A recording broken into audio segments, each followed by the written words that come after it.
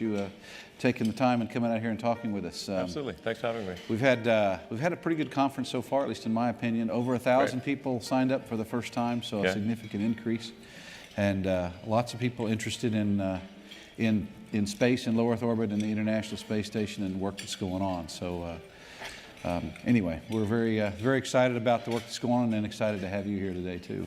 Great. Thanks for having me. So you were here a number of years ago, in 2015. It's not that long ago, I guess, 2 years ago, and had a discussion like this with Mike Suffredini.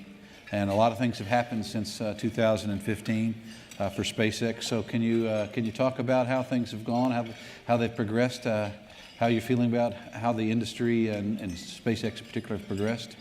Sure. Well, I think we are entering a new era of space exploration, which is extremely exciting. And it's not just SpaceX, but there's a number of other companies that have developed new approaches. NASA is taking new approaches to things, which is really exciting. In the way that the contracting has been done for space station resupply, I think is a great model that frankly should be adopted throughout government. I spoke a little bit about this at the Governor's Conference, and it was actually using the NASA cargo resupply contracting process as a really great model for government in general. It's where you have two competitors, fixed price, milestone-based, where the milestones are primarily hardware-oriented. And then if one of the two companies that's competing does not reach their milestones, then the remainder of the milestones are competed to another company, and that's what happened with cargo resupply. It started off with SpaceX and Kistler. Kistler made some progress, but wasn't going to get across the finishing line. And then Orbital Sciences was competed for the second slot, and they did get across the finishing line. And now both SpaceX and Orbital are providing NASA with cargo services to the space station. And having that competitive dynamic is I think, just a very powerful function for getting a great outcome for the NASA as the customer. And I think that's just that was a great model, really well executed, and to the degree that's applicable in other areas of NASA or the government, I think there's the potential for revolutionary progress on that front. So from a technical standpoint, the biggest thing that's happened in the last couple of years, which I'm really excited about and I think makes a difference for access to space, is the landing of the Falcon 9 rocket booster, and then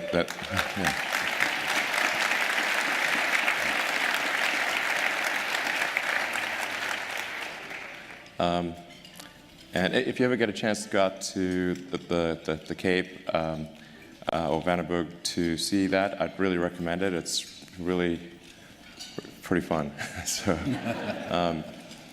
there'll be a lot of those flights in the remainder of the year. We've got about a dozen flights still to go this year.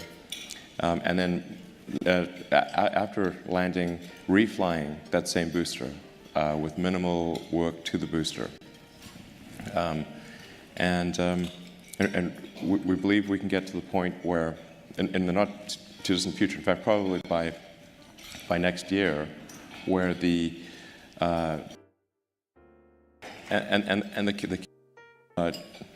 all you do is inspections, and no hardware is changed, not even the paint.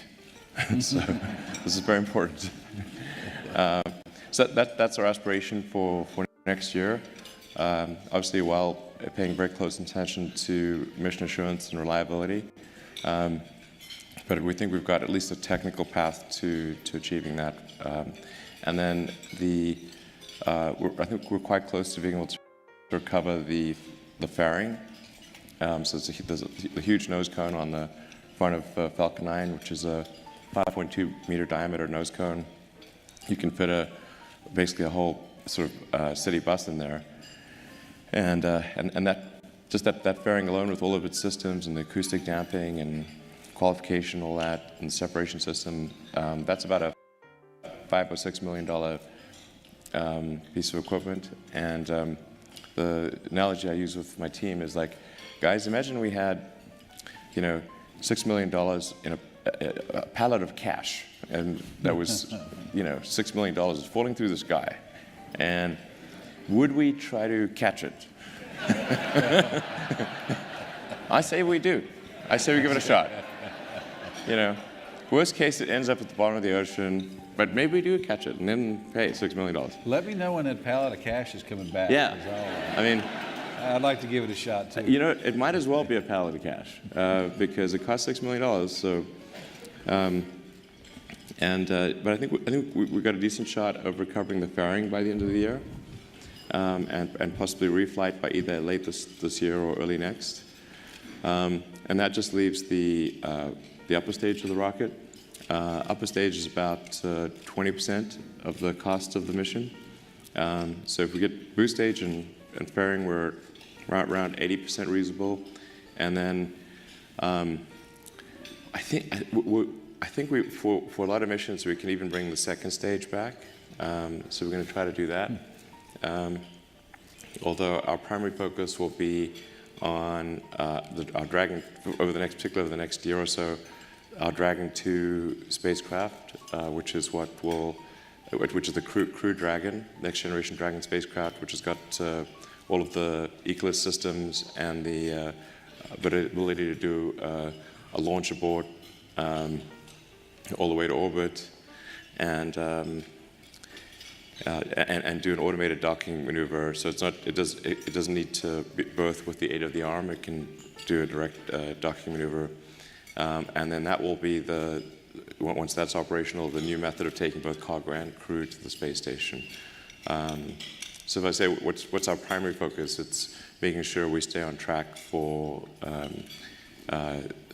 getting crew to station, as we promised NASA around the middle of next year. It's going to be real exciting. I think it's going to be great for getting the public fired up. That's really... It's been a while since we launched astronauts from U.S. soil, so yeah. we're all looking forward to that. Yeah. And I'd just like to thank people at NASA for giving SpaceX a chance to do this, and just want a word of appreciation for the working relationship with NASA, which is great. In fact, I told the governors last week that for a long time my password was "I love NASA." That is actually true.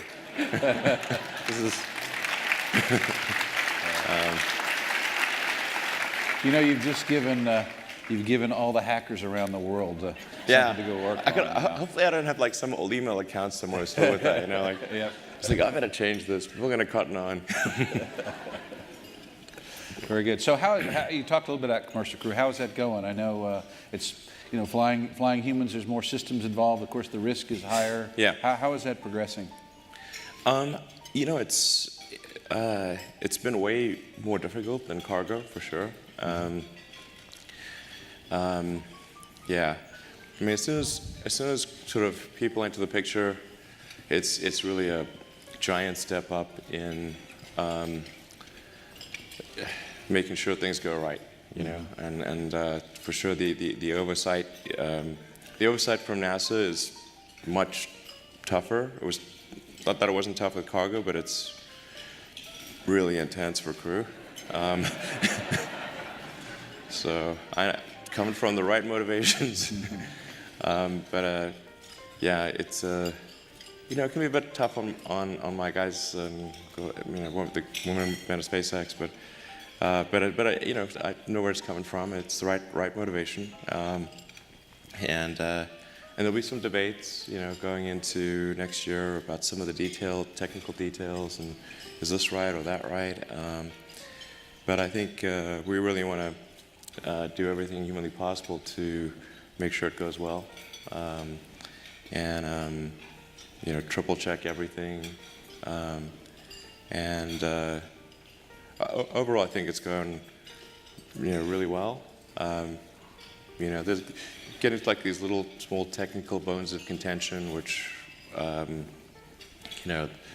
we're working through those, We're engineers. We live for, we live for that. Exactly. We live for that. Yeah, and some of these things are really like esoteric. I mean, unless somebody's really in the weeds on rocket and spacecraft design, it will just sound like you're talking Greek, but ancient Greek, you know. But yeah, but there's, you know, I think it's good to have these debates, and overall, I'm confident that it's going to be a system that that NASA feels good about, and SpaceX feels good about, and we look forward to continuing the partnership into next year and doing a great job for NASA. Excellent, thank you. And of course, we're looking forward to it. We're excited about and yeah, and we're also all down in the weeds on those technical details. Yeah. I'm sure you're doing. Yep. Let's see. Literally down to the little bolt, to the little thing. Oh yeah. Sure. Yeah. Where's Gerst? Gerst is here somewhere. That's Gerst's gravy too. Gerst, if you can't have a dry lube bolt pitch discussion with Gerst, you know, it's not a good day. Chris and I have had many sort of in the weeds technical discussions. I love talking to Gerst. One of my favorite people in the world, actually. So, yeah. There you go.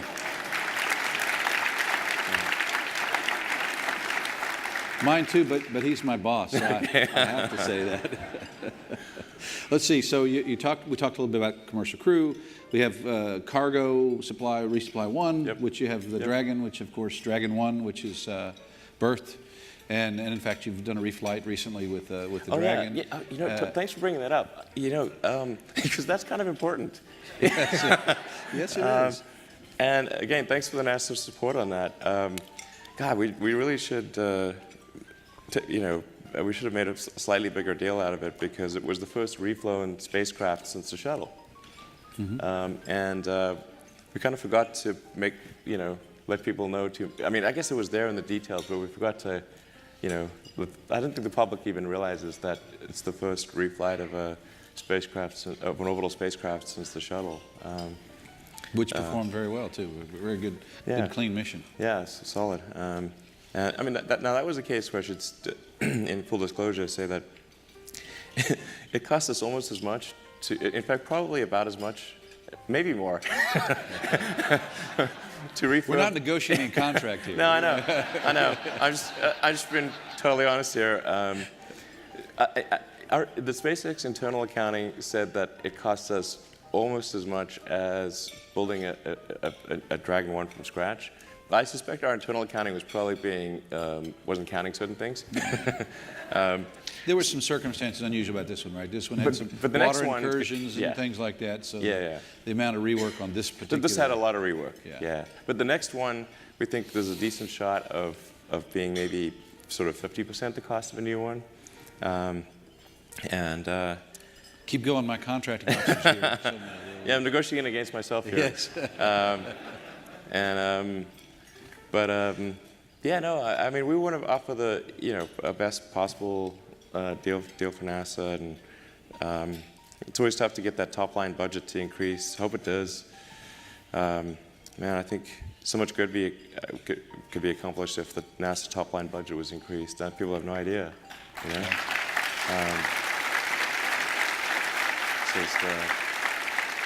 So talk a little bit, so we talked about CRS-1 and berthing in CRS-2. Yeah. Or we talk about commercial crew.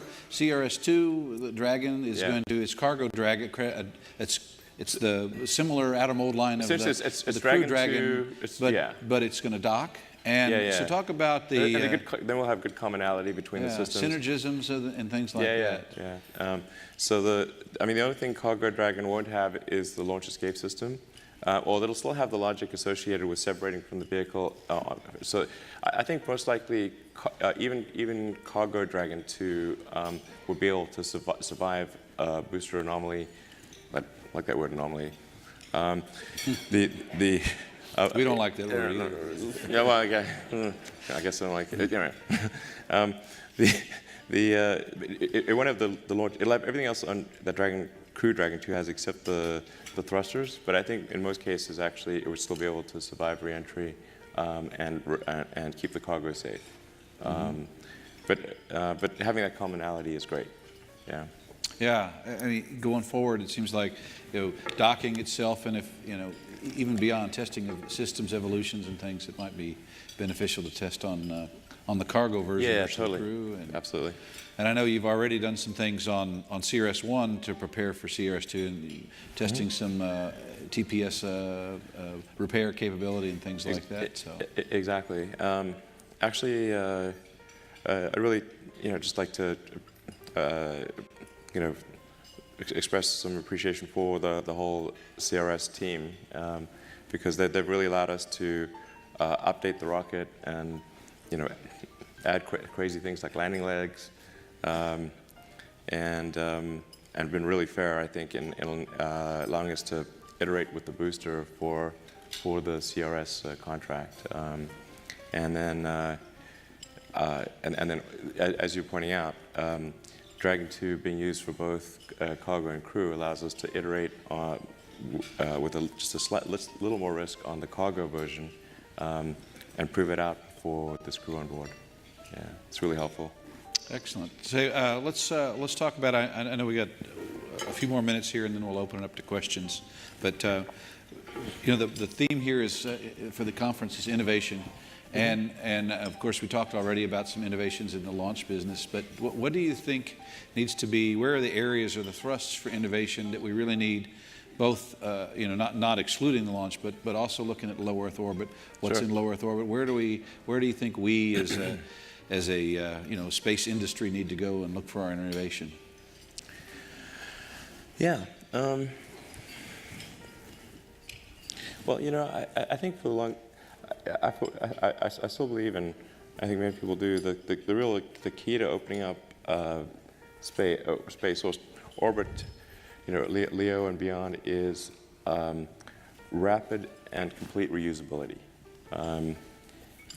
or near complete reusability, like we have with aircraft, or cars, or almost any form of transport. Now it's super hard with space because this, we live on a planet with pretty high gravity, so it'd be pretty easy if we were on Mars or something like that. But Earth's gravity is really pretty high, and we've got a thick atmosphere, and so reusability is tough when you're going through, high you've got to operate in a vacuum, hypersonic, supersonic, transonic, subsonic. That's just a lot of regimes for any sort of flying object to go through. But reusability, I think, is absolutely fundamental to a breakthrough in access to orbit and beyond, LEO and beyond.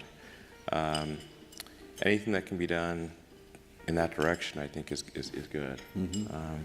Certainly change the economics of transportation to low Earth orbit, right? Really fundamental. If you get quick reusability, the economic equation, it becomes easier to get to low Earth orbit and do more things. Yeah, yeah. I mean, it's kind of like, just any mode of transport. Like it's and before there was Union Pacific going across the U.S. to California, and there's like hardly any people in California. People thought building the Union Pacific was just crazy because you got like nobody there. So why are we building a railroad to nowhere? Now, California is the most populous state in the country. Some people stopped in Texas along the way. Just yeah. few of us did. Not in the summer, by the way. I love Texas. We do a huge part of our R&D in Texas, in Central Texas. A lot of people don't know about that. Near Waco, we have Central Texas. We do. You did Bosa Chica down in the south there. That's right. Yeah, exactly. So we've got a lot of activity throughout Texas. We're building, a third launch site in South Texas near Brownsville. I think that'll give us good, contingency capability if there's say a hurricane coming through the Cape, and we still need to get to the station. We could, launch out of South Texas, and that'll ensure continuity of service. I spent a lot of time in Texas. Yeah, it's great. Excellent. All right, traffic's not as bad as in Southern California. Oh man, So that's the biggest issue in Southern California, traffic hell. I mean, it's just like which level of hell are you in? It's just like, if you're in hell. Yeah, Washington's trying to catch up. But I mean, this is, I mean, we're digging a tunnel. I don't know if you heard about that. Yeah. Yeah. So it's like, and the tunnel starts right across from SpaceX HQ. So if you're ever out and you want to see our tunnel. Yeah. As long as you promise not to close it in after I get in. No problem. We're digging the tunnel. And it's kind of like I don't know, sort of, it's like actually, oddly enough, it's like a little low stress activity because like everyone expects it to fail. I mean, the sort of groan-worthy joke that I make about tunnels is that they have low expectations. There's nowhere to go but down. Yes. I could keep going. Wow. That makes sense. You're involved in space. You're involved in tunnels. You kind of cover the whole gamut. They used to call me Internet Guy when I started off in space. Hey, this is Internet Guy. He's in space. He's obviously going to fail. So then they stopped saying Internet Guy. I think that's going to say Transport Guy. He's a transport guy. So, speaking of transports, so today ISS is up there, and really the conference is focused a lot on some of the research and development that's going on there, and commercialization too, by the way. But and commercialization, at least NASA's strategy is commercialization will be fostered on ISS, and then at some point in the future, ISS will go away, and we expect. We hope for a vibrant low Earth orbit economy at that point in time. That's cool. And I'm kind of curious what you see in terms of SpaceX and your transportation relative to that economy. What's next for commercial crew after ISS? Sure. Well, first of all, I don't think the public realizes how cool ISS is. That is an awesome thing that's up there.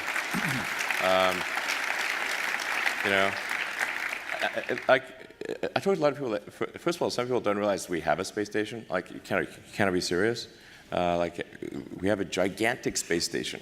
It's huge. It's really gigantic. I mean, it's a pretty incredible structure that we have orbiting the Earth. And I think I'd recommend, like, man, we've got to do something to educate the public about the awesomeness of the space station, because it is pretty amazing. And big. Like, people just lose sight of, like, they think, oh, there's like a little thing. No, it's big. It's real big. So, and now it's finally getting into sort of real operational use. That's great. It's like an amazing technological achievement. So, but then, I think in terms of low Earth orbit stuff, on the commercial side, I think there's a lot of opportunities in kind of a global internet capability, so providing internet to parts of the world that either don't have it or where it's very expensive and not very good. So like the space is really good for providing internet connectivity for sparsely populated or low populated regions. So it's not really a threat to telcos. It's actually going to make telcos' lives easier, because there are a lot of customers that are very hard to serve, where, like, digging a fiber cable for 2 miles, they'll never pay off the investment to get to one house type of thing. Mm-hmm. But from space, you can really serve those customers at economically sensible rates. There's Earth observation, getting better understanding of crops and climate and natural any natural disaster information, but I think if we want to get the public real fired up, I think we gotta have a base on the moon, It's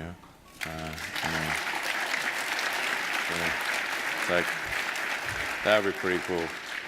And then going beyond that, getting people to Mars. Yeah. Certainly sending people further than we've ever sent them before, I think, is captivating for the people. So yeah, exactly. It's captivating for me, I know that. Yeah, exactly. Yeah, just having some permanent presence on another heavenly body, which would be the kind of the moon base, and then getting people to Mars and beyond. That's sort of that's the continuance of the dream of Apollo that I think people are really looking for. Yeah. Excellent. This might be a good time to go ahead and open it up for a few questions from the audience. Where they're on the side. I think microphones on the side. I can't tell if people are. I don't know where the lights are so bright. It's hard to tell. I know this is a risk asking people to ask questions, but any questions? Looks like there's a few people lined up over here. So, go ahead. Hi, Elon, over here from the UK. Pleasure to ask a question to you. My question is, how are you managing the risks associated with the Falcon Heavy, and particularly the recently announced private launch around the moon? Thank you for your time. Sure. First of all, I should say Falcon Heavy, that requires the simultaneous ignition of 27 orbit-class engines. This is like, a lot that could go wrong there. I encourage people to come down to the Cape and see the first Falcon Heavy mission. It's guaranteed to be exciting.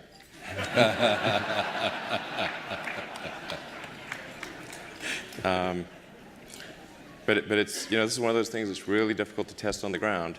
We can fire the engines on the ground, but and we try to simulate the dynamics of having 27 instead of 9 booster engines, and the airflow as it goes through transonic.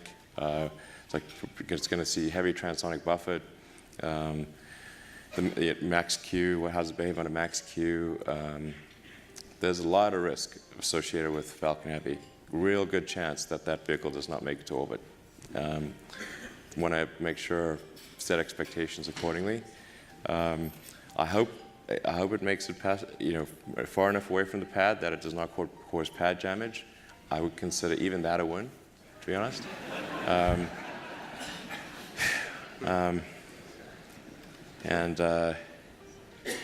Yeah.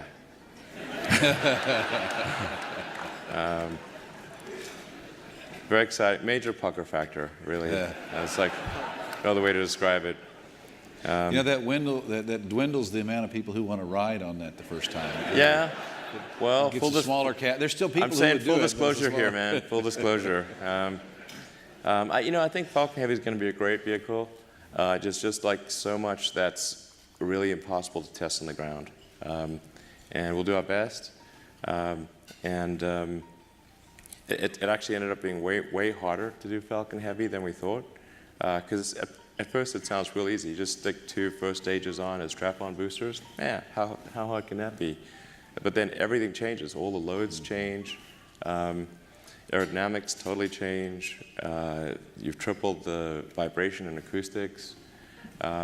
So if you sort of break the qual levels on so much of the hardware, the amount of load you're putting through that center core is crazy, because you got 2 super powerful boosters also shoving that center core, and it's like, so we had to redesign the whole center core airframe.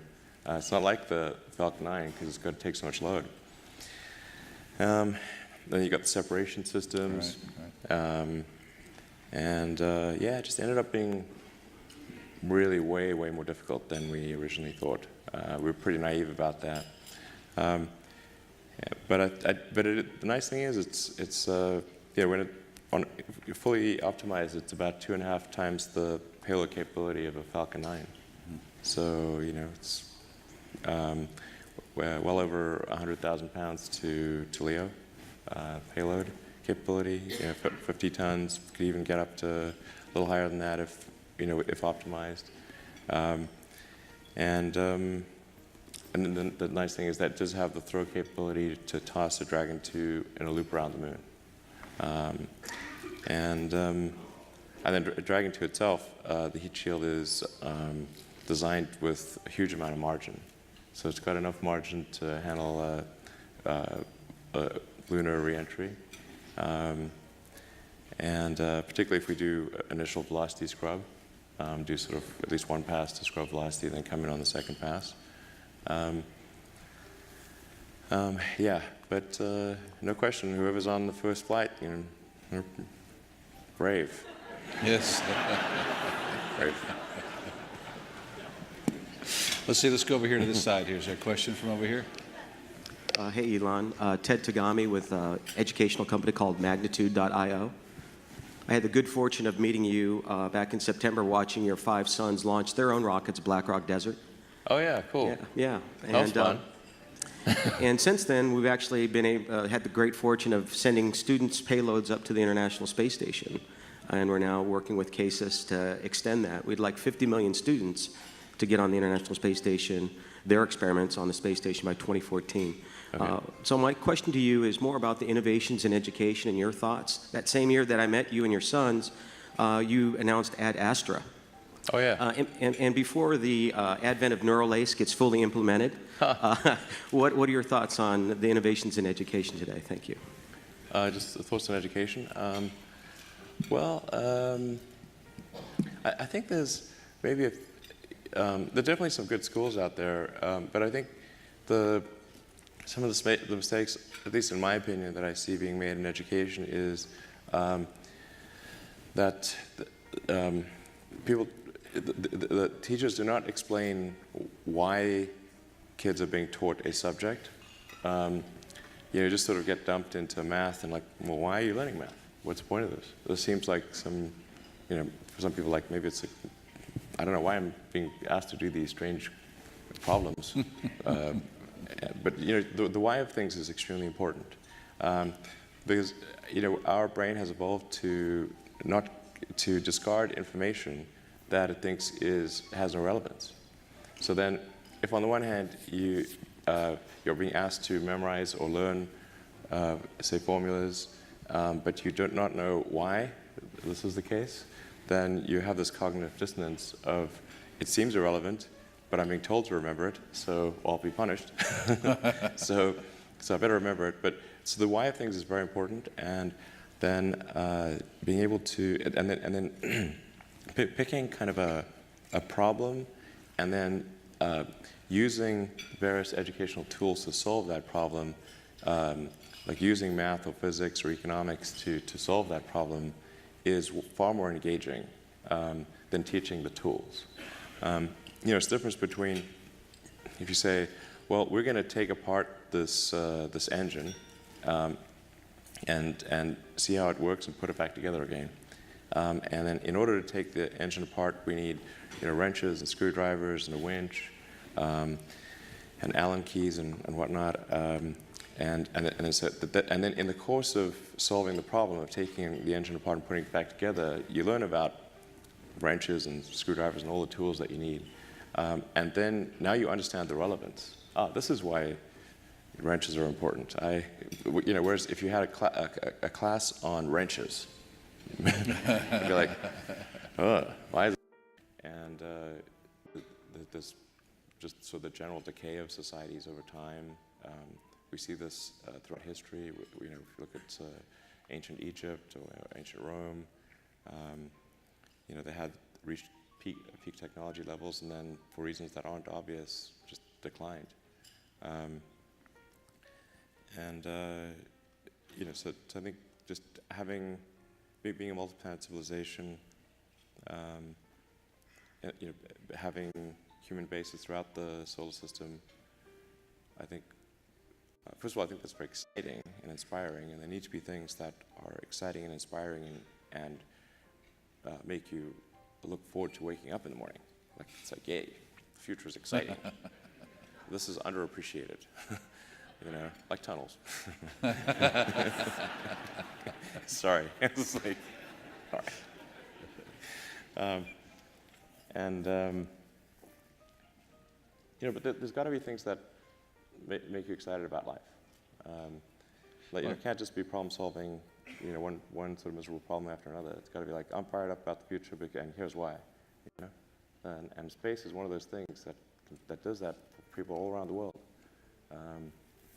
You know, when Apollo 11, you know, when they landed on the moon, I mean, that was something for all of humanity. It really was. You know, and people would, you know, if there's like one TV for 50 miles around, people would walk. You know, they'd walk 50 miles just to go find that one TV to watch it happen. So, you know, sometimes people think, well, what about the poor nations of the world? They're like, you know what, it inspires them too. You know, we need things like that. We don't have enough of them. All right, thank you. Over here. Hi, Elon. Quick question. I heard that Dragon is no longer planned to land propulsively. Is that true?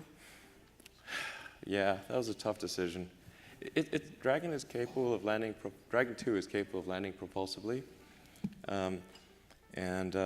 technically it still is.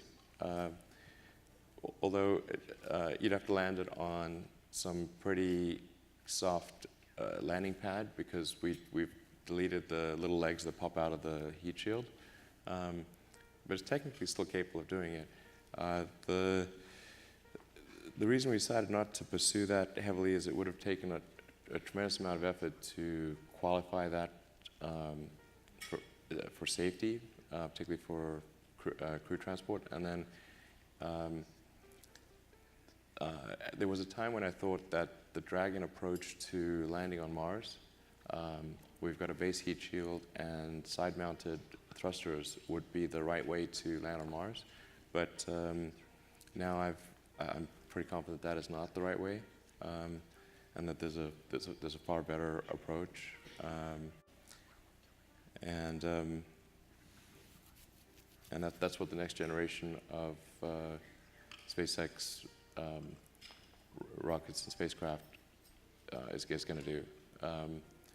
So just the difficulty of safely qualifying Dragon for propulsive landing, and the fact that from a technology evolution standpoint, it was no longer in line with what we were confident was the optimal way to land on Mars.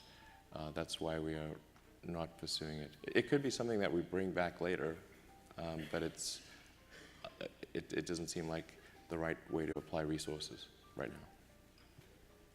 We're here. Hi, Elon. My name is Elia Overby. I'm a PhD student studying genomics.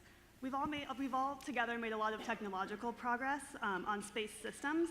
My question isn't about the technology, it's about the biology. What are the principal biological concerns you have about human health on long-duration missions, such as a mission to Mars? And well, I'd say going to Mars is not for the faint of heart. And it's risky, dangerous, uncomfortable, and you might die. Now, do you want to go? Yeah. You know, and for a lot of people, the answer is going to be hell no, and for some, it's going to be hell yes.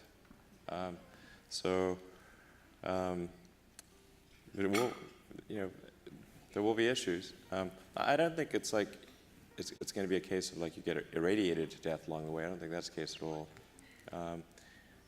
The radiation level is sort of roughly, in a worst case scenario, really kind of about equivalent to smoking on the way there. Now, smoking is pretty bad. But I think with some moderate shielding, we can cut down on a large percentage of the incremental radiation, and that should be enough that the sort of marginal risk of cancer is not something that is going to be a showstopper. That's my best assessment to date. Certainly learning a lot about solar winds and fast particles and whatnot. One of the things I learned recently that I didn't quite understand is that I always thought of the particles from the sun, the sort of solar wind, as going kind of straight out from the sun, but they follow the magnetic field lines. So you actually can get the particles coming at you from the side, even though kind of at a direction orthogonal to the sun.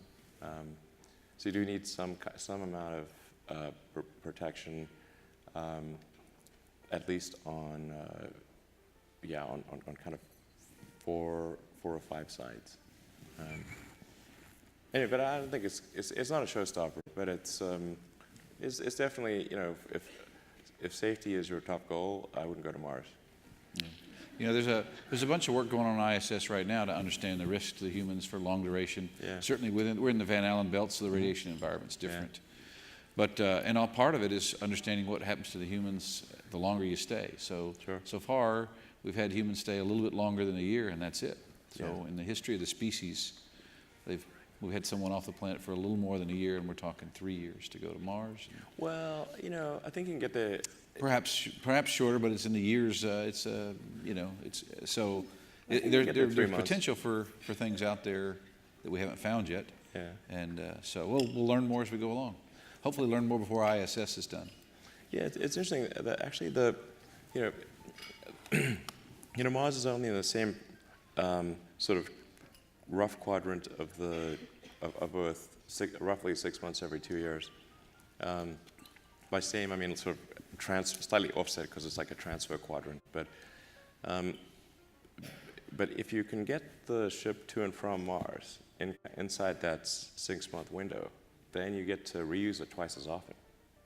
So there's actually a lot of merit to being able to get to Mars in under 3 months. If you can get there quick and back, of course, it makes a bigger vehicle and resupply. So anyway, interesting problem that I'm sure we'll work on here as we go forward. A lot of Earth orbit refueling, it's not really, mostly oxygen, but it's propellant reload. There's no good word for propellant for fuel plus oxygen. Prop, I guess. Prop load. We'll have to invent a new word, right? That's it. Okay, a question over here. Dmitry Starodubov, Forms in Los Angeles. First, thank you very much for digging those tunnels. They will be really handy during Olympics. My question is, like with Tesla cars, will we see you riding the crew module to ISS and back? Thank you.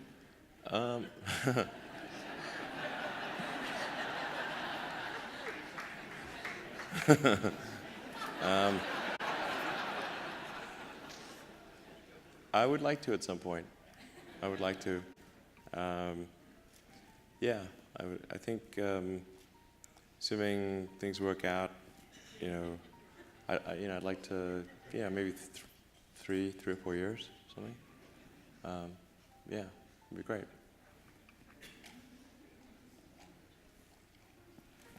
All right, we'll put you on the manifest. Okay. Next question over here. Hello, I'm Anna Sofia Bagyurayev, and I have kind of a follow-up on the biology question from before. It is one thing to say, obviously, it's not going to be a safe experience to go to Mars, but there are some technologies essential, especially if we're looking to putting humans there permanently, that are going to have to be developed with biological capabilities. Speaking of like flight suits, habitats, eventual artificial biospheres for people to live in. Do you see your company playing a part in the development of those technologies? Do you see biology having a place in SpaceX's work, or will that be outsourced to other unrelated companies? And before you answer, you should know that Anna Sophia over here won a Genes in Space competition and flew on a SpaceX Dragon. Anna Sophia, was that SpaceX 10? When was that? 8. SpaceX 8. So,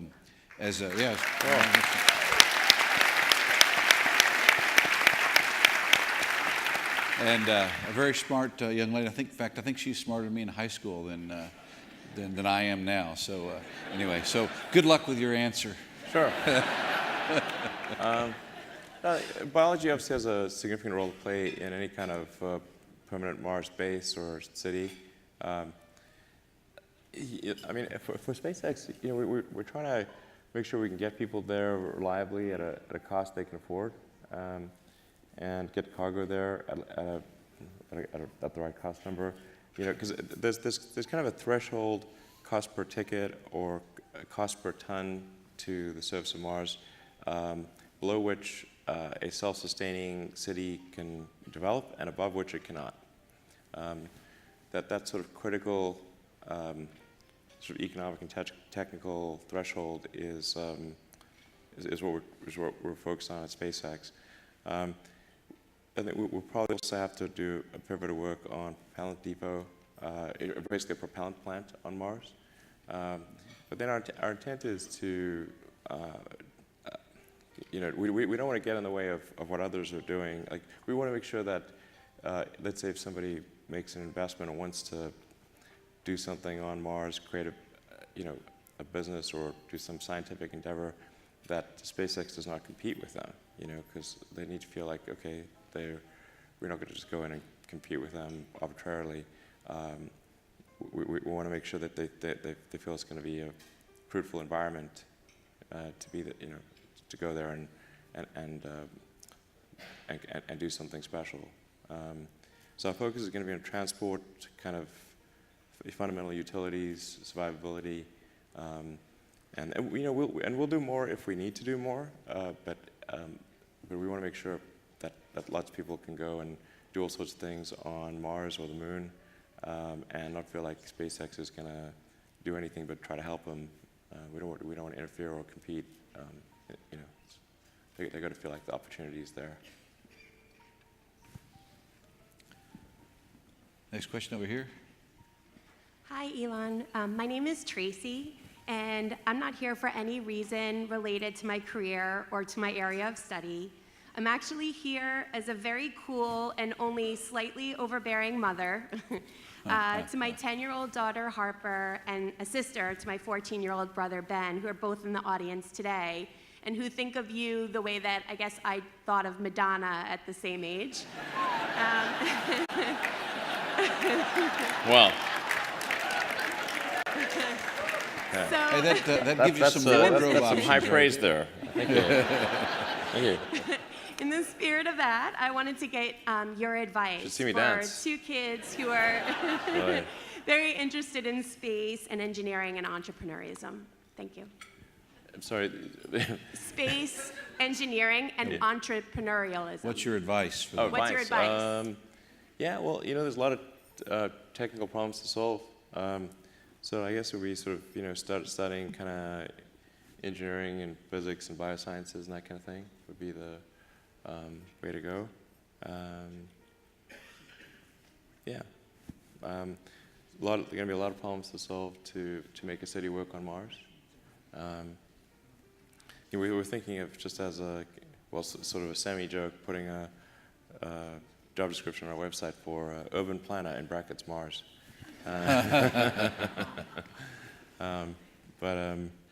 going to be just a tremendous amount of problems to solve. There's just a lot of building and problem solving. So those are like the right, skills to work on if someone's interested in going beyond Earth or space in general.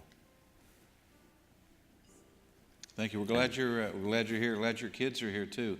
They're the future for all of us. So thanks for coming. See over here. Hi, my name is Gerard Valle, NASA Johnson Space Center, and my question is, in your quest to colonize Mars, do you foresee utilizing expandable spacecraft modules as a stepping stone or even a final utilization?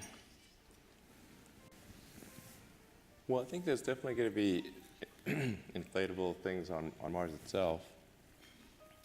In the journey there might be some amount of inflatable, but we're not currently baselining that. But on Mars itself, I think there'd be quite a lot. Yeah. Okay, thank you.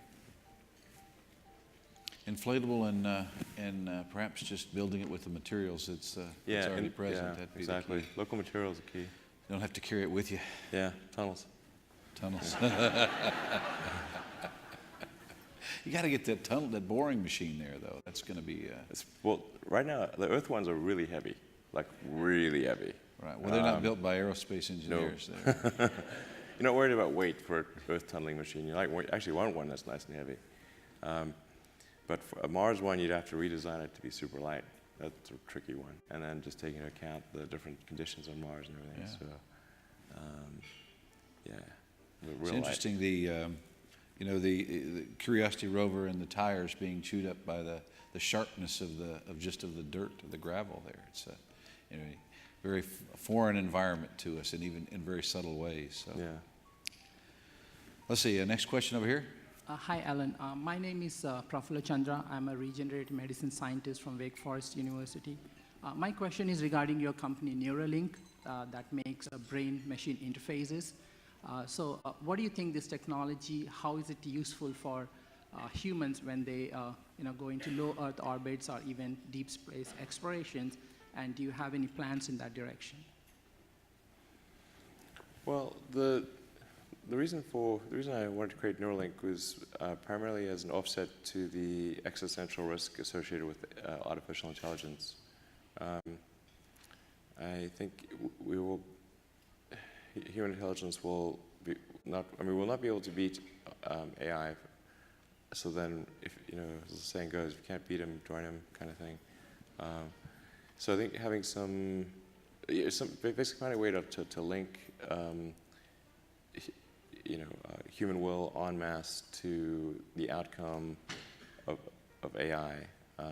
Having AI be an extension of individual human will, that's really the point of Neuralink. Now, along the way, I think there'll be a lot of good that's achieved in addressing any brain damage that's as a result of a stroke or a lesion or something congenital. Or just loss of memory when you get old, that kind of thing, and that'll happen well before it becomes a sort of brain AI symbiote situation.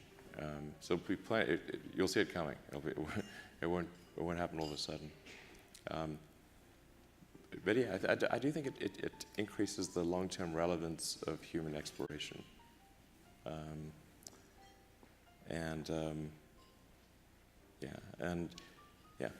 think it's for me. It increased my motivation long term. That it doesn't just need to be done by robots.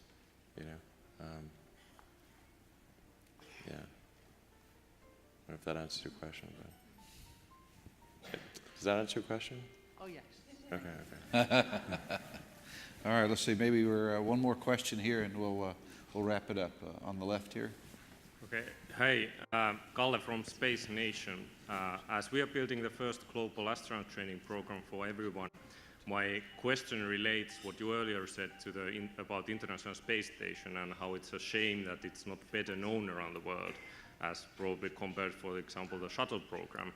So, and thinking that in the future we need thousands and more space pioneers. So how do you see the significance of this public engagement, and especially in the time where we have more and more tools to do that? And do you have specific plans on that, and how you see that affecting, accelerating, or does it have that kind of effect for the whole humanity's transition to space and the new space era? Sure. Well, I think just getting more human spaceflight is going to automatically engage the public. As you pointed out, with the space shuttle, there was a lot more engagement when the space shuttle was launching. I think if the public sees some path, even if it's long term, where they themselves may be able to go to orbit or beyond, or to the moon or Mars, I think their interest level increases dramatically. And it may not be even that they want to go, but they have a son or a daughter or a brother or a friend that really wants to do it, and so they want to support their friends and family in that ambition. But it really needs to be something ultimately that looks like it's going to be accessible to a large number of people, and then I think we'll get a large number of people engaged. And one of the things about engagement too, I think for the U.S. anyway, will be having people launch from the United States. So yeah, absolutely. I can't tell you how many people around the world have said, oh, you guys are still flying. Well, absolutely, we never stopped flying. Yeah. We've had people living on board ISS, for almost 17 years. Mm-hmm. and but they don't see the smoke in the fire, right? Yeah, they see that. They exactly. they knew. They turn on the TV and there's a shuttle going and it's got 7 people on board and they see it. And nowadays, at least in the U.S., it's half a world away. Yeah, so yeah. here in a week from Friday, we'll be launching 3 people. Yep. But it doesn't feel the same as if it was happening in our backyard in Florida. Absolutely. So we're looking forward to that happening very soon here in the U.S. And we wish you the best of luck. Thank you. Thanks very much for being here today. Thanks for joining the conference.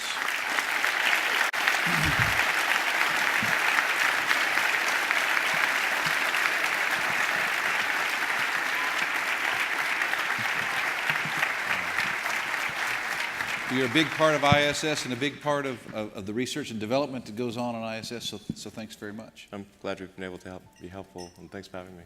Yeah. I'd like just to extend my thanks also for a incredibly insightful and frank discussion that you guys have had with the group, so we really, truly appreciate it. And as my takeaway, since we are at the ISS R&D conference, I loved your quote of, I don't think people understand how cool ISS is. Right. So I hope you all go and spread that word, and tunnels are cool too. So we appreciate it. We're running a little bit late, so if you're going to the technical